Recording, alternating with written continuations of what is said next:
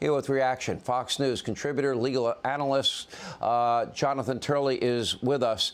You know, I really, of all the people that you're going to pick here, the guy that gave the sweetheart deal, the guy identified by the IRS whistleblowers as somebody that told them one thing but was saying something very different publicly, and the guy that could say that Merrick Garland was not telling the truth, really, we're going to pick that guy, and we're not going to believe that the Department of Justice is weaponized. Am I understanding this right, Jonathan?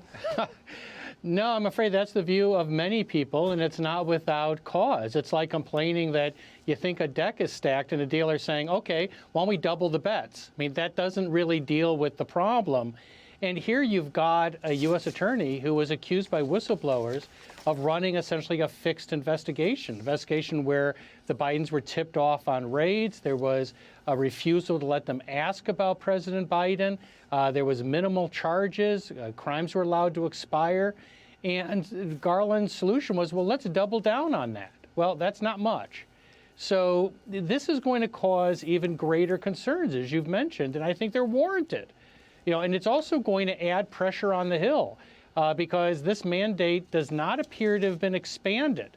So all Garland is doing is increasing the authority without expanding the scope of the investigation to include Joe Biden.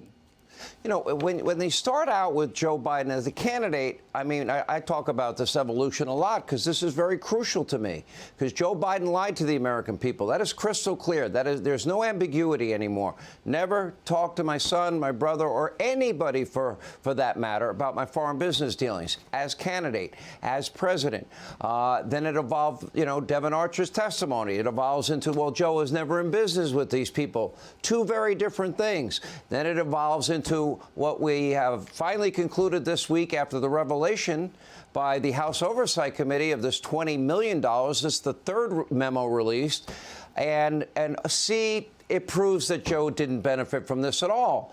But if you look at Hunter's laptop, Hunter implicates his own father. He said he complained he had to give half his income to Pops. Communications with Sherwin, the money guy in this whole operation, about paying for Pops' home repairs, and he complained bitterly about that. Tony Bobolinsky, the bid guy.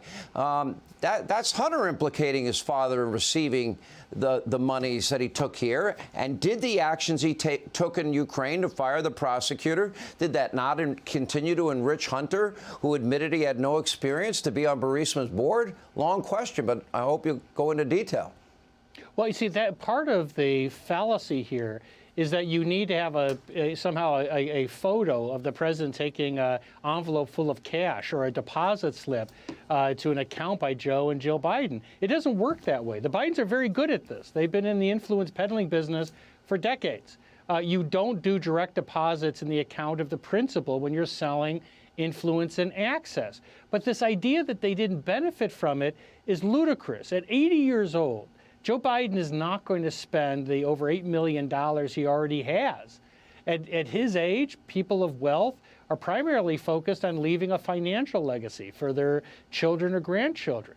And yet, even with $20 million being transferred through 20 different shell companies and accounts, the press is still saying, well, we won't accept anything except a direct deposit.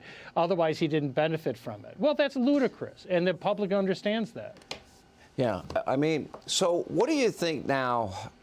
I mean, what can we expect here?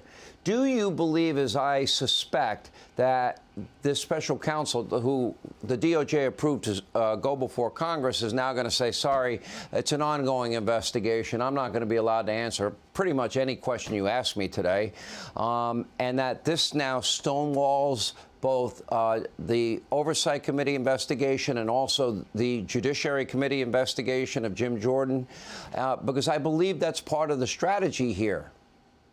I think that it will. I can't imagine he's going to go to Congress and give substantive answers.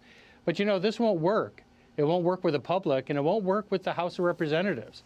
You know, they are starting an apparent impeachment inquiry. They have a right to pursue questions of corruption, and they're going to do it. Jonathan Turley, thank you. We appreciate it.